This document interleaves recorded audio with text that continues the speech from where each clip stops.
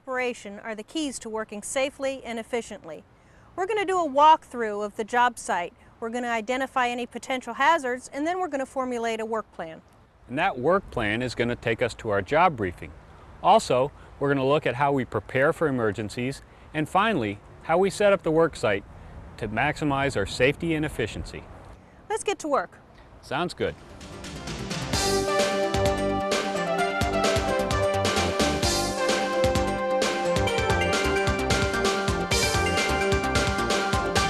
We're on the property of a commercial client. The client would like us to create a small picnic area for their employees. In order to do that, we're going to have to clear out some of the undergrowth behind us, elevate lower limbs off some of the smaller trees, and clear out some of the large dead limbs from the large oak that's immediately behind us. Okay, in order to do that, Peter, the first thing we're going to want to do is create a work plan. Now, the work plan is going to include an assessment of the hazards of the site, what we need to do to protect the property. We'll have to decide who's going to do what, when, and how in a logical work sequence. And we're going to need to decide what equipment we'll need and what PPE we should be wearing. Great. Let's get going.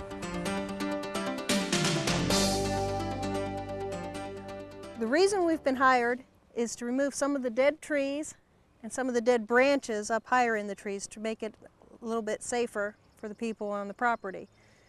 We also need to remove a few trees around the perimeter of the lot.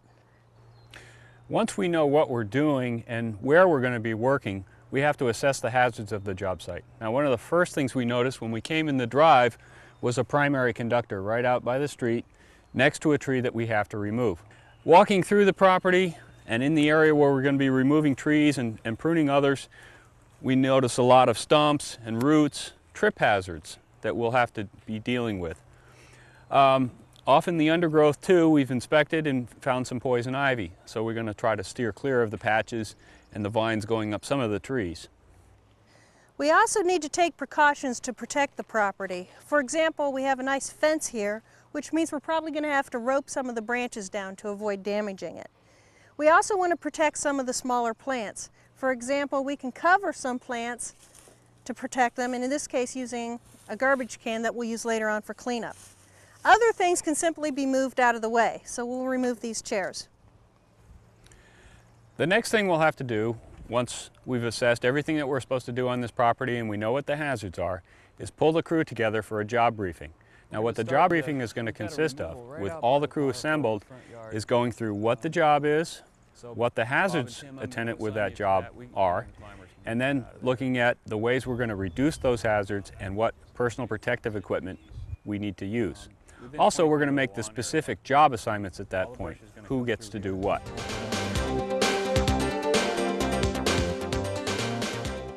Hand signaling devices such as sign paddles or flags can be used if your crew needs to control traffic.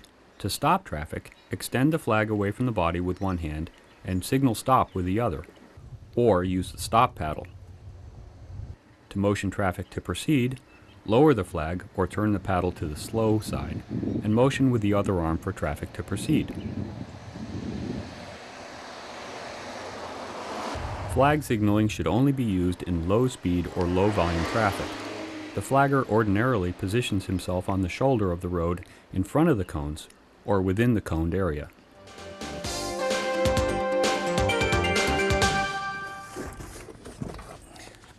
Being ready for emergencies is an important part of the work plan. In our case, we want to know who's going to do what if we have an emergency. We have emergency phone numbers posted in the cab of our truck. We're going to have our rescue kit out and available on the work site. We want to determine how we're going to summon rescues. We can use a cell phone, we can use a radio from the truck, or we can determine if the homeowner is going to be home and we can use their telephone. And finally, we need CPR and first aid training on our crew. Be certain your first aid kit is easy to find and fully stocked before an emergency occurs. Check the kit often and replenish the contents as needed. You should only provide first aid within the scope of your training.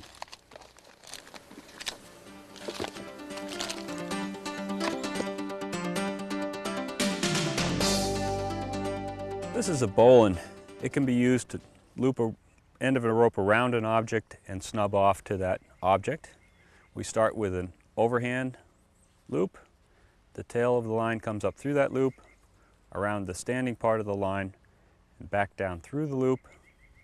We pull on the 3 legs down here in one direction, and the standing part in the opposite direction to dress and set this knot.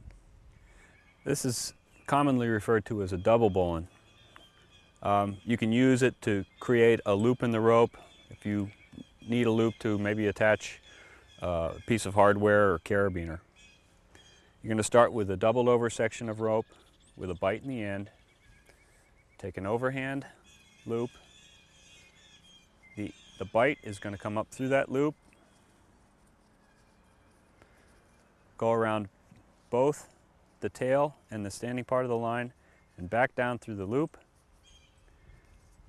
Then you should have 3 loops on the bottom. You want to pull those evenly while you pull the standing part and the tail in the opposite direction. We're going to show you a running bowline and how it can be used. We're going to take the tail of our line around the standing part of our line. We're going to create an overhand loop on this end of the tail.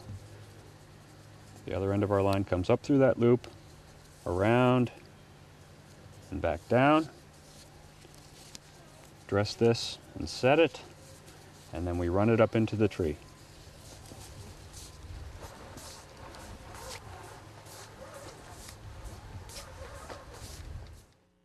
This is a clove hitch in the end of the line. It can be used to anchor the end of a line to an object. To start, we make a turn around the tree, cross over, another turn around the tree, passing our tail through the middle. We'll align the turns, set that as best we can, and then finish up with 2 half hitches on the line. And those half hitches should travel in the same direction, like so. This is a square knot. It can be used to join 2 ropes of the same diameter. We're going to start with an overhand and another overhand. Now you'll notice before I set this knot, the way one section of this or one leg of this knot comes around, and it's symmetrical. This is a figure 8 knot. Generally used as a stopper knot in the end of a line. We're going to make a loop, pass back underneath the standing part of the line, and then back down through the bottom part of the loop. You can see how it looks like an 8. This is a butterfly knot. It can be used to create a midline anchor point. We start with 1, 2, 3 overhand loops. The left-hand loop crosses over to the middle. The new left-hand loop goes completely over and is pulled through. We align the parts and pull it tight. Here's our anchor point. If we want to break this knot, we pull on these 2 loops.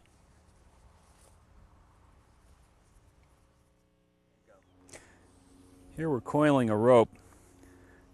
We're going to hang this rope in an equipment box on our truck, and so we're trying to keep the loops even length and short enough so that they won't touch the bottom of the box.